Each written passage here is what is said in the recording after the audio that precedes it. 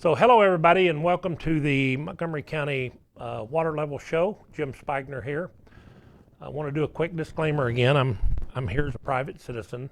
This is my show, not as the president of the Groundwater Conservation District in Montgomery County. So what I want to do is take a little stroll down regulation lane, I call it. So I want everybody to kind of understand, why are groundwater conservation districts a thing, and number two, what do they regulate and why do they do it, and what's the impact on you guys, the general public. So in Texas, we have about pretty close to 100 groundwater conservation districts, and then we have some subsidence districts, and then we have places where there's no regulation whatsoever. And so groundwater conservation districts being the most common, what they do is they regulate everything below the ground. They don't regulate streams or lakes or rivers or any of that stuff, but they regulate. If you have to drill a hole in the ground to get the water, they regulate it. So let's talk about what they're regulating. So Texas is made up of literally dozens of what we call aquifers. And that's where the water is stored below the ground. So what I'm going to do here is I'm going to kind of draw the ground, and I'm going to call this the Gulf of Mexico. I'm going to call this Galveston. I'm going to call this Harris County, and I'm going to call this Montgomery County.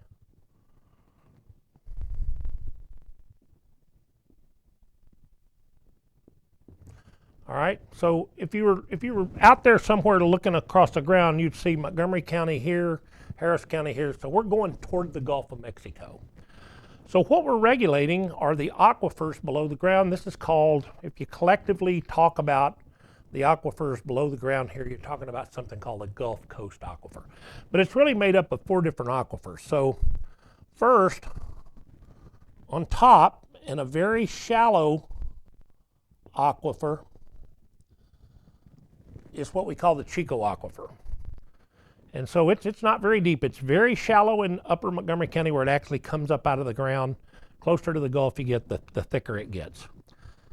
It's the newest one, by the way. So these are the deposits that were deposited the latest in history.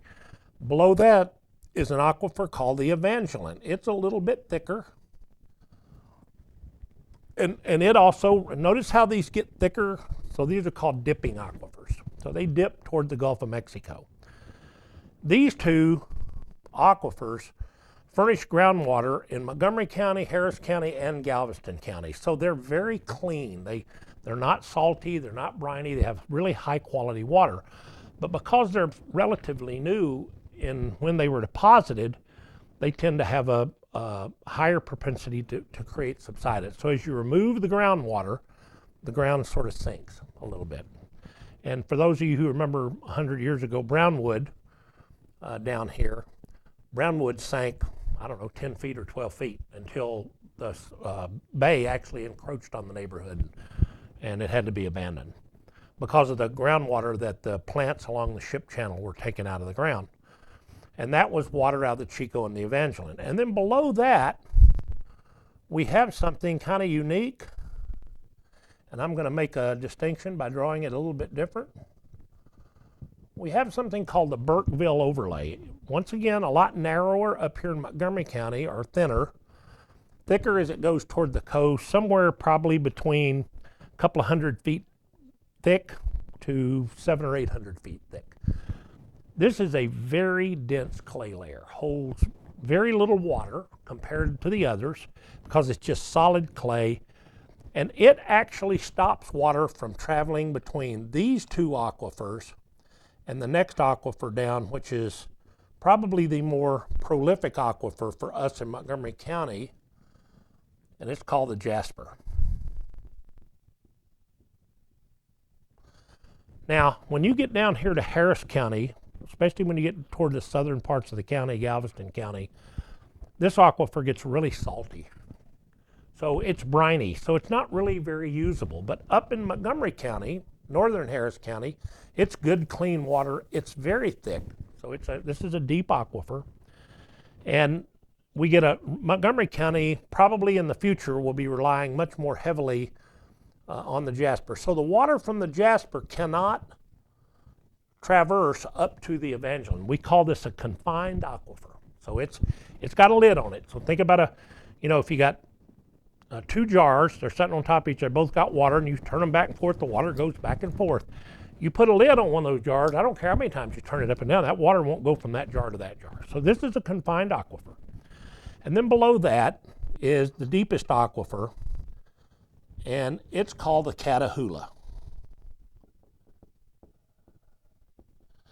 The Catahoula aquifer, except for in central to northern Montgomery County, is also extremely salty. So what you have is you have a salt, probably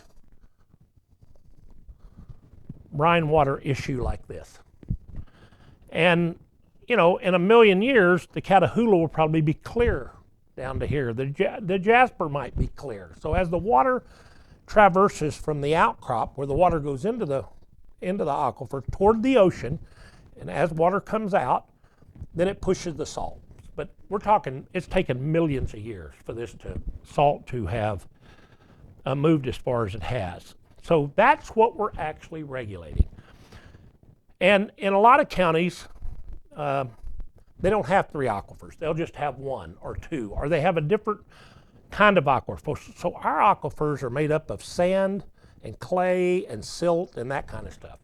You get up in the Edwards Plateau, they have limestone, so it's real porous. It's more like a piece of coral that you get out of the ocean with a lot of holes in it and pretty solid. So the solid parts don't hold that much water, but the open parts do. Whereas in Montgomery County, think about it this way.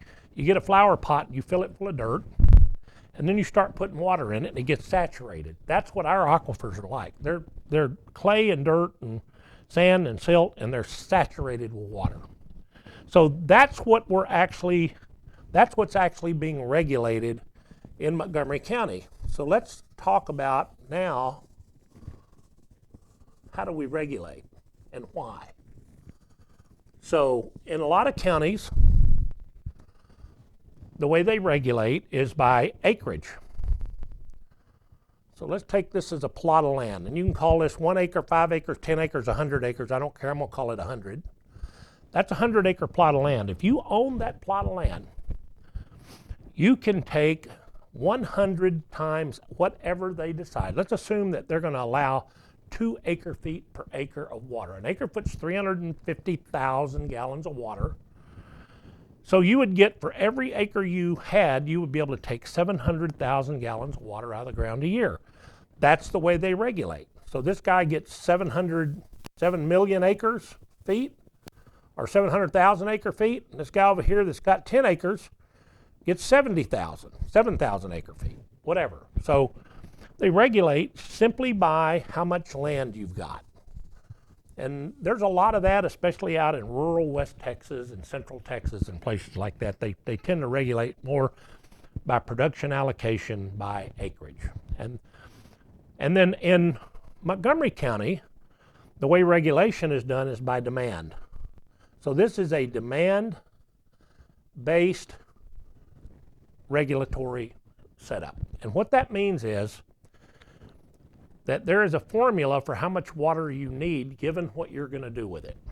So before I go any further, I want to make a distinction between the different types of water demand. So Hank Vatt, who owns Studio 13 here, great guy, and I appreciate Hank putting all this stuff on. I think it's a great service to the people of the county. Hank's got a lot here. He's got a studio. He got a private well. I'm assuming him and his wife irrigate with it or whatever they do. That's called an exempt well. So if your well pumps less than 25,000 gallons a day, or it's less than 5 inches in diameter, and you use it for domestic livestock irrigation or home use, that's called an exempt well. Meaning it is exempt from regulation. In fact, it is against the law in the state of Texas to regulate exempt wells. Can't put a meter on them, can't charge people for the water they take out of the ground if they're using it in the way I just described. What actually gets regulated are what we call non-exempt wells. And those are the commercial wells that are bigger than 5 inches in diameter and or pump more than 25,000 gallons of water a day and are used for commercial use. So those are the wells that get regulated. And so the way they're regulated in Montgomery County is, what's your demand? How much water do you actually need given what you're going to use it for? So let's assume you're going to put an apartment project in, you're going to have 100 apartments. There's a formula for how much water each apartment just about ought to use. So you get a permit for that demand. And that's the way water is permitted in Montgomery County. Now, a problem starts to arise as you get more and more population. So now all of a sudden, there's 2 apartment projects next to each other. Each one of them is going to have 400 apartments in it. They both want to have their own well. Now there's a little bit of a problem. Can one well affect the other? And so in Texas, the GCDs, the Groundwater Conservation Districts, are bound by the Constitution of Texas and Chapter 36 of the Water Code. Meaning, however we regulate, whether it be by production allocation or demand, we have to really, the Constitution requires us to protect the private property rights of the landowner. And what that means is you're entitled to the water below you. The state doesn't own it, you own it. And one of the things we have to do is preserve your right to be able to get your water, okay? So as the population grows and as the demand for the water in the aquifer grows, what the GCDs do is they regulate in a way to first protect private property rights. And number 2, they regulate so that everybody can get their fair share of water. And then the third thing we do is we regulate in a way that assures that that fair share is possible, i.e. that somebody can't take away your rights either, whether it be the state, that'd be us, or whether it be somebody else. So everybody's got to be able to get to their water. So instead of having this block that's X big and allows you to get that water, as I said a minute ago, we do it by demand, but here's the way we do it. We use what we call spacing requirements. So I'm going to go back to this 100 acres, and I'm going to put another 100 acres here, and I'm going to put 25 acres here, and I'm going to put 75 acres there. Somebody comes along, wants to build an apartment project on this piece of land. Somebody else comes along and wants to develop a small housing subdivision on this piece of land. This is owned by a plating company, and this is a private owner. He owns this land and lives on it. So he's already got a well. He got a well right here. This guy's got a well right here already. These 2 guys come and apply for a permit. So this guy's pumping the 25,000 gallons a year. This guy's got a permit. He's pumping 150 gallons a minute. And these 2 guys here want to have wells that will pump 300 gallons per minute.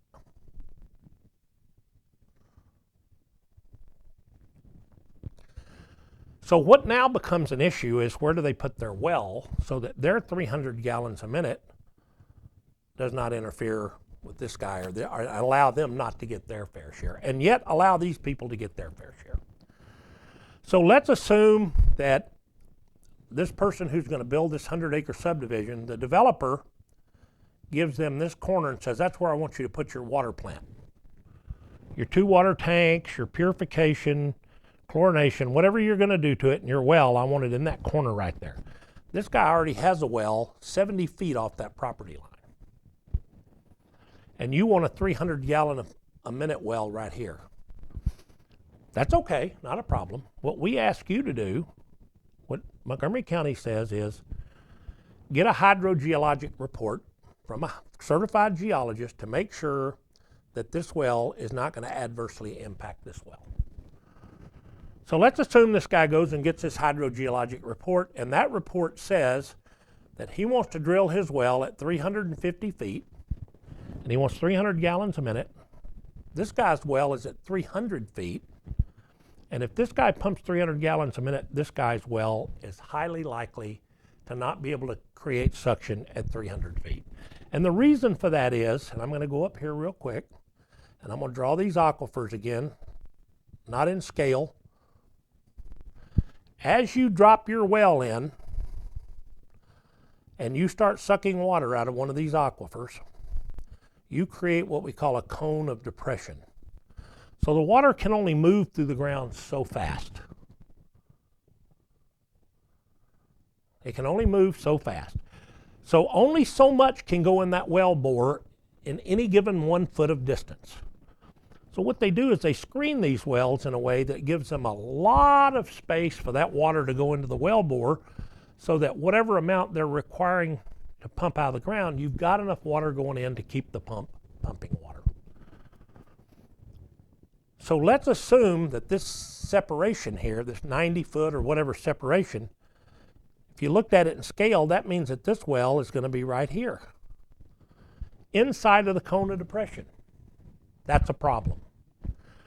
So in order to get a permit for 300 gallons a minute, because this well is already there, they've already got their permit, but we want you to be able to get your water, what we may require you to do is come up here and put your well and everything in this corner, which this is the spacing issue. Now we've moved your well far enough that you're outside of the cone of depression.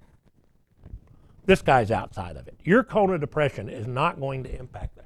So now you get your 300 gallons a minute. This guy's fat and happy. He gets all the water he wants. Now let's assume for a moment that this developer says, well, sorry, we've already got a home. That lot's sold to an owner, and we've already got all these lots. That's the only place that's left. Now, what's the dilemma? How do we make sure that this person can get their water, i.e. their private property, and this person still gets theirs? How do we do that? Well, there's 2 ways it can be done. One is this person over here can cut back to whatever GPM it takes not to create a big enough cone of depression to affect this well. So that may be that this person can only take 150 GPM. You can still have the amount of water you wanted to permit for, but you can't take it at over 115 gallons a minute. Now the developer, the water guy, comes back and says, the Texas TECQ says that I've got to pump 200 gallons a minute in order to be permitted by them. In order to serve the demand for that many houses, at peak time, I've got to have 200 gallons a minute. I can't do it at 150. And I can't move my well. I can't go somewhere else. The other option they have is to go down into the Jasper. Because remember what I said, the Jasper cannot migrate, nor can these two migrate here, so the pressure cone stays within the Jasper. So now, if you want your 300, you can have it, and you can have it right there. You just have to drill a deeper well. So that nobody is losing their property rights. It's really an elegant, I believe, way to regulate. Nobody loses their property rights. And everybody gets the water that they want. Nobody affects anybody else in a negative way. And this is commercial, remember? So even if it costs this guy more money to drill that well deeper, that money can be passed along. It's passed along to the consumer, and it takes very little time to recover that money. Actually, I know it's a burden a little bit on the, but once again, this is just the way that water is going to be. We have to regulate water. Every county in Texas has to do it, and as the counties increase in population, this is going to become more and more of a problem. We're lucky in Montgomery County because we have the 4 aquifers that are usable. So the spacing up here in this top aquifer, the Chico, pretty big. So you can only put so many wells, and everybody wants to drill in that one because that's the cheapest place to go. But as as population grows in Montgomery County, and anyone who lives here has got to see what's going on. I just drove over here from Willis to Hank's studio to do this, and I drove down 2090. And I'm going to tell you something. If you drive down 2090 and look on either side of the highway, 2090 is going to look like this before it's over. I mean, it's just exploding with development. And some of these developments are quite large. And so these spacing issues are I think, very elegant in that it gives the developers and the water well companies and water plant owners a whole lot of options about how they can service the growth, which we don't want to put a damper in, not step on each other's toes, and get our private property rights. And so that's how regulation is done in Montgomery County. And I think it's really important for people to understand this, because when you're moving into a subdivision, big subdivision, and you see another big subdivision going in right next to you, a couple of things. One, it might indicate that we're going to have a spacing problem. And it might mean that whoever's first, one may have to locate their well to the middle of the subdivision to get the spacing right. Because they may not have the option of coming up here, because guess what? There's another subdivision going in here. Puts you right on the property line. So I think what you're going to start seeing is a lot of creativity in how people first anticipate. So I'm a developer and I want to put in a subdivision. I bought 500 acres over here. I'm going to have to pay more attention to what's around me now. So who owns property around me? Who has wells? How big are those wells? What's the spacing requirements likely to be? And where do I need to set aside a reserve for somebody to be able to drill a well and furnish water to me? So one, there's going to be a big impact in the way developers start to look at this stuff. And I think what you're going to see is you're going to see a lot less of these where I have to hide my stuff way down on the corner of the property, and you're going to see more creativity. So in a neighborhood over there in Magnolia that I lived in for a while, they had the water plant right in the middle of the subdivision. 2 gigantic tanks, but they planted beautiful shrubbery and trees around them, built a walking path around them and a playground on either side of them for the kids to play on. It was actually a win-win for everybody, and there will never be a spacing problem there because it's right in the middle of a very large subdivision. They got plenty of space. So not only do they not have the spacing problem, they're not creating one for someone else. So part of why I'm doing this today is I would love for the developers and the water companies to start thinking about this a little more proactively.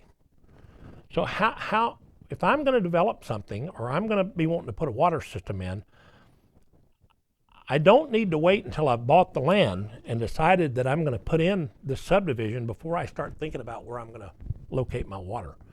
I need to be thinking about that first. And in fact, what I may find is I might have to buy an extra piece of property or buy some water, an easement or something to be able to service my, and I don't want to find that out after I've already invested all this money. So we want people to recognize that, and also as a homeowner, you may end up paying a little bit more for your water because of this in the end.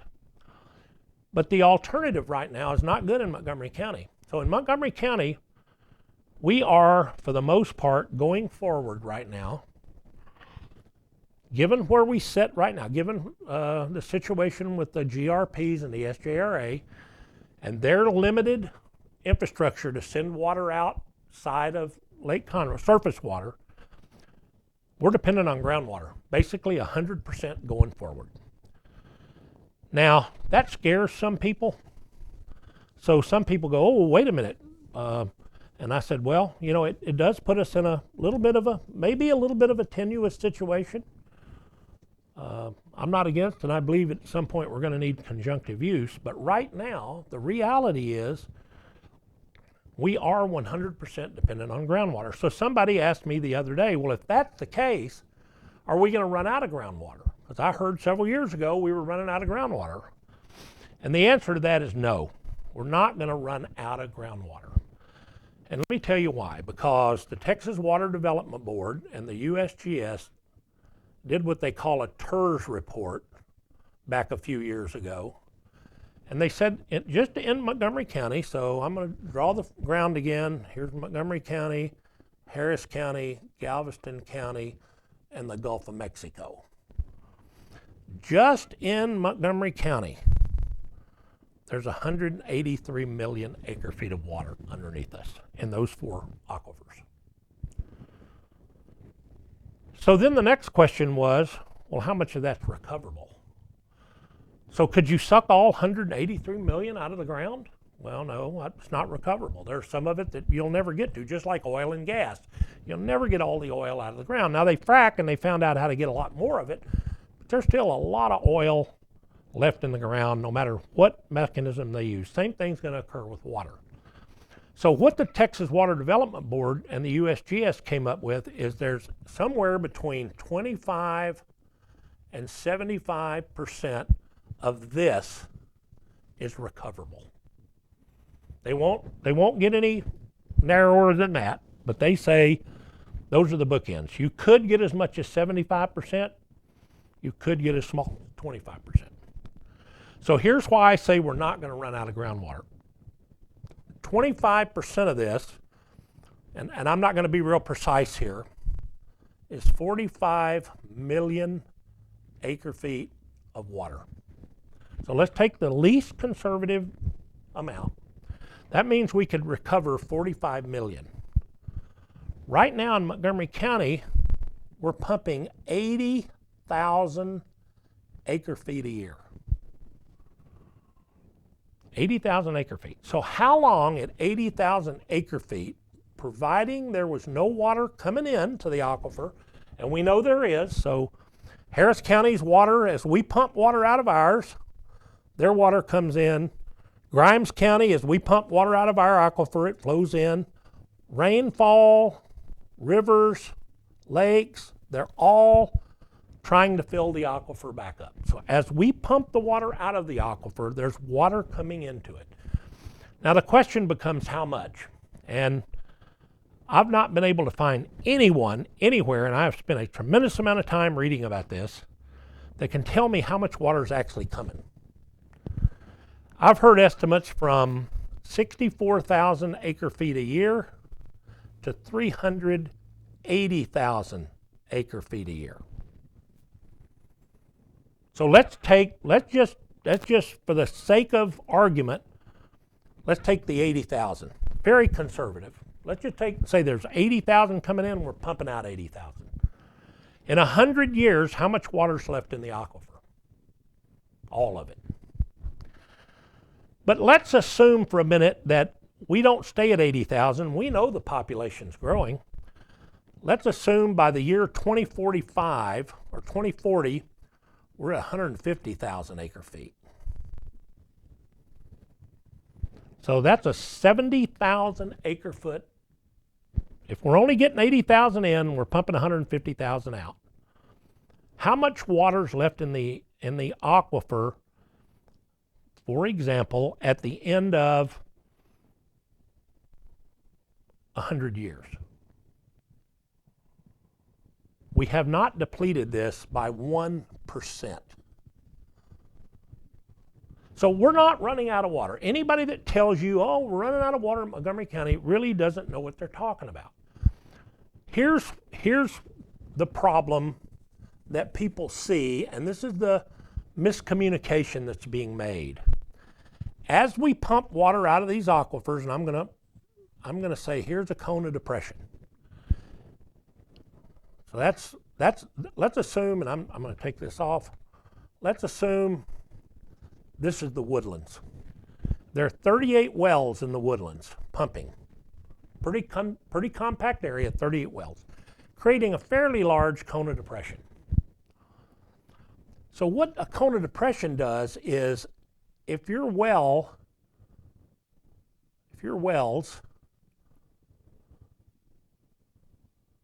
are pretty close together like this, then what happens is the water level, the static water level in your well starts to drop. And the reason it starts to drop is as this pressure drops, the water can't be forced into the screen of the bore of the well. So what it has to do, the water it has to seek a place where enough water is getting into it that you get a static level. So as you take more water out and you create a bigger cone, your well has to be deeper. So in fact, in the woodlands, a lot of these wells have dropped a couple of 100 feet. Since way back, I mean, since they started pumping water out of the woodlands. That's been, how long has the woodlands been there? Long time. So really, the only thing that happens, the only real negative to that, is it takes a little more horsepower to get that water, to pull that water up out of a deeper depth. Or you may actually have to push your well a little deeper. So if these were really shallow wells, they may have to push them a little bit deeper. But the reality is the cost of doing that versus building a lake, a dam, building a water plant, and the infrastructure to put surface water everywhere is hugely more costly than that. And we've seen that here in Montgomery County. And so the argument right now that's being used is, in fact, that argument's going away. I heard it at the GRP meeting about a month ago, 2 months ago. I heard the argument, it's no longer about subsidence, it's about well levels. How much is it going to cost us to deepen our well and put more horsepower on it and all that? The argument prior to that, first argument was we're running out of water, that got debunked. Second argument was subsidence. All of this is causing subsidence, and it is. We know that the shallow 2 aquifers do subside, so the ground does drop. But we're talking about 1 foot of subsidence between now and 2080.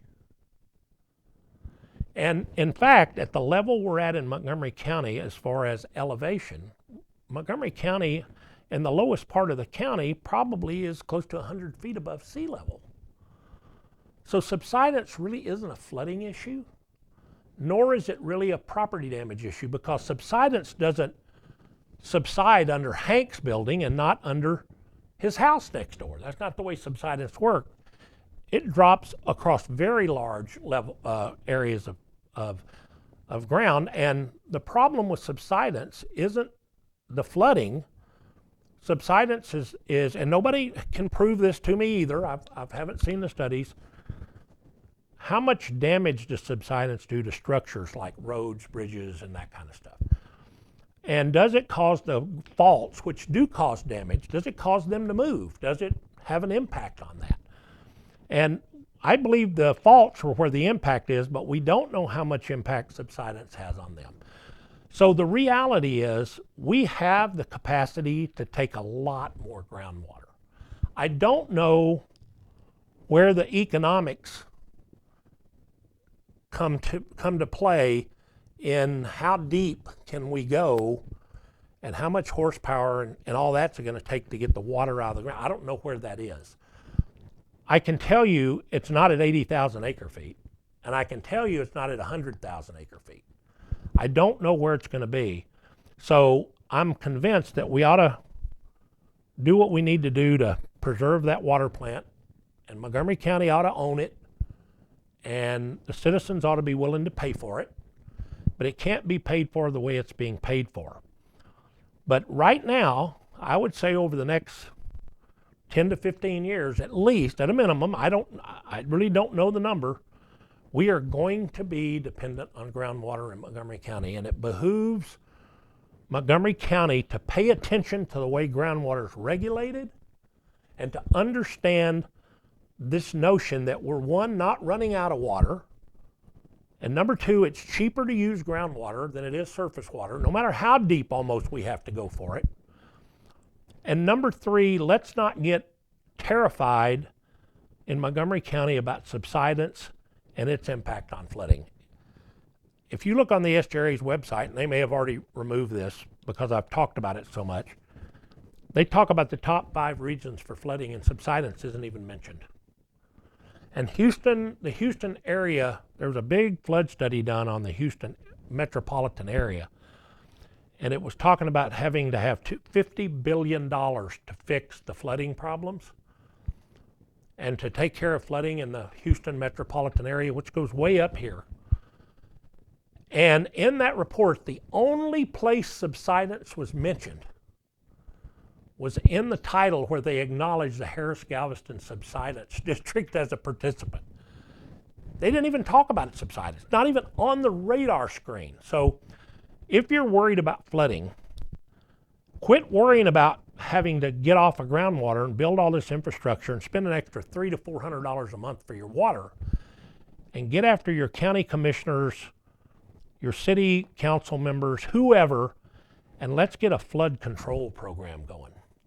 Because the reality is, the reason flooding happens is two things. One, water falls on the ground faster than it can run off. And in Harvey, that occurred. And no amount of flood control would have prevented the floods in Harvey. But let's assume that we're not talking about a Harvey level thing. Let's talk about I think it was a Memorial Day rain we had one time. We had 11 or 13 inches. And it flooded a lot of stuff. And the reason for it is that, so let's assume this is the ground in Montgomery County. And let's assume right now, or 10 years ago, we had this much of it concreted over as a percentage. And let's say 10 years later now, we have this much of it concreted over. The effect of that is, as the water falls, it moves to the low spots much faster. And there are low spots everywhere, and there's nothing we can do about those. All you got to do is find a creek in Montgomery County and back up a half a mile and start walking toward that creek, and you're going to be walking downhill. It's that simple. So here's the test for you to understand what's going on here. Take your water hose. So here's your home. Here's your front yard. Here's the street. Here's your driveway. Take your water hose and lay it in your front yard right against your slab. Turn it on full blast. And walk down here to the street and time how long it takes for the water to run through your grass, absorb whatever gets absorbed, and finally water to start running over the curb into the street. Now, I don't know how long that's going to take. Depends on how big your yard is and what the slope is. But let's just, for grins, say this is going to take 9 minutes. So I walk down here and I time this. It takes 9 minutes. Take your water hose and move it over here on the driveway. Same spot, turn it on full blast. I bet you can't beat the water to the street. And so what's happening in Montgomery County is this water's falling and it's moving faster. So it takes less water now. If you're moving it all faster, and you're talking about a huge area, it takes less water to cause a flood in a low spot today than it did prior. So until we're ready to channel some of these streams, to force the developers to put in more retention area or whatever's needed and find a better method to move the water from wherever it's falling in Montgomery County to the ocean. It's got to have a faster track to the ocean if we're going to continue to concrete. Until that happens and our county commissioners and everybody else gets behind this, you are not going to solve the flooding problem by stopping pumping groundwater because you think subsidence is it. And in fact, the money that you throw away, and let me tell you right now, I think it's around 50 to 60 million a year is going into the GRP by people living in the outlying areas who don't get any water, who are paying for this water plant. 50 to 60 million a year. How much flood control could we put in place for that same 50 to 60 million dollars a year? Could we clean out Spring Creek? Could we clean Caney Creek up? Could we clean up Spring Branch? Could we begin removing some of the gravel berms on the San Jacinto River that have been allowed to build up? So how can we fix it so that water gets from anywhere in Montgomery County to the Gulf of Mexico faster? And until we're ready to take that on, we're not going to cure flooding by stopping people from pumping groundwater and spending excessive amounts to convert us to surface water because we think that's going to stop flooding. It's just not going to happen. So we got a lot of water, folks. I can tell you the Lone Star Groundwater Conservation District, from a citizen's perspective, is working their rear end off to try to figure out how to regulate this and allow us, and here's their other charter, highest practicable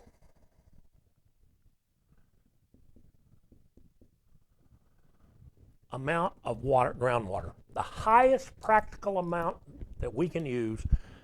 It's that conservation district over there's job expressly to make sure that's what they're looking at. How do they maximize the amount of groundwater that the people of Montgomery County can utilize at a much more reasonable price? So I know I threw a whole lot at you in a very short period of time, and I know this is probably maybe as interesting as watching paint dry for a lot of people, but I hope people recognize this is not just simply an easy problem for us to deal with.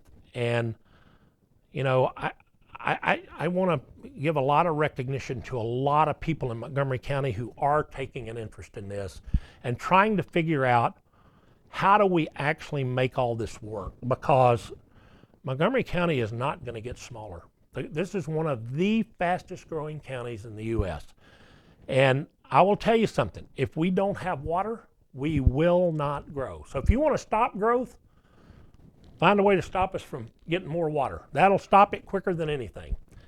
But if you're a business person or your kids go to a school and you'd like for that to be a better school or whatever, you're going to need growth.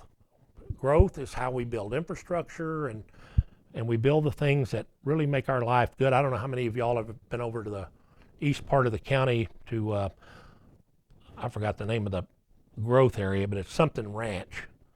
And I will tell you, that is an amazing complex that they built over there. And without water, it wouldn't be here. So hope this has been enlightening for some of you. I appreciate those of you who are willing to listen in. And for the rest of you, if you have trouble sleeping at night, turn this rascal on and start listening to it, and I guarantee it to put you to sleep. And also I want to give one more plug to, a plug to a couple of, one to Hank Vatt for being patient with me and allowing me to come in and talk about this stuff. I think it's truly important. I think we got to make it understandable for people. And then the second plug I want to put in is for our legislators. Our legislators, and you know, Will Metcalf, Brandon Creighton, Will's a House of Representative guy, Brandon's our senator, Lois Colkhorst, a senator, Paul Betancourt, and I believe Paul is also a senator. I'm not absolutely certain, but I think he is. Ernest Bales. I just met him yesterday at the chamber meeting. He did a really nice job of explaining the voucher issue that was in front of the state of Texas. Everybody ought to appreciate that guy. I guarantee he's doing the best he can. And you got Cecil Bell. I'm not meaning Cecil is a great guy. He's over in the western part of Montgomery County. Has been extremely helpful to me in this. But all of our legislators have done a fabulous job of, one, trying to protect Montgomery County from sort of the schemes that have gone on around surface water, and they're also, every one of them, behind let's find a solution that's affordable for the people of Montgomery County. And they've been extremely helpful to me, and they've done some really great things. So I want to put a plug in for those guys too. Thank you.